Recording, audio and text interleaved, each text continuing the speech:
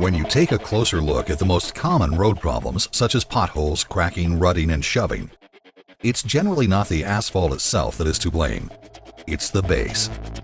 However, most common repair methods merely fill in the holes, seal the cracks, or cover it up with an additional layer of asphalt called an overlay. Over time, this accumulation eventually needs to be milled down to make room for yet another overlay. All the while, the real problem of failing or insufficient base is never addressed. So it's just a matter of time, and the holes, cracks, rutting, and shoving reappear in a seemingly never-ending cycle. Eventually, the road may need to be rehabilitated, requiring all of the asphalt and underlying material to be removed, hauled away, and new material to be hauled in, both of which are very costly and time-consuming.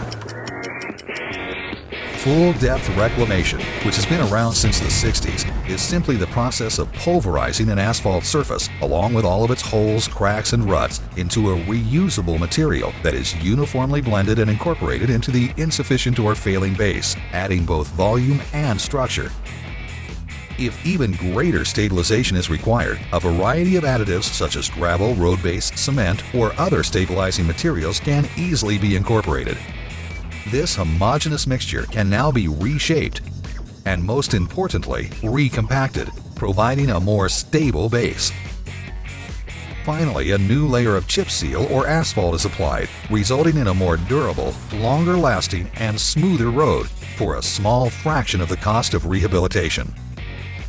Full-depth reclamation has been proven to be faster, less expensive, and longer-lasting. Rehabilitation projects that would normally take a week or more can be done in as little as 1 day. Cost savings average 70% or more because of the time saved, as well as from reusing existing materials in place.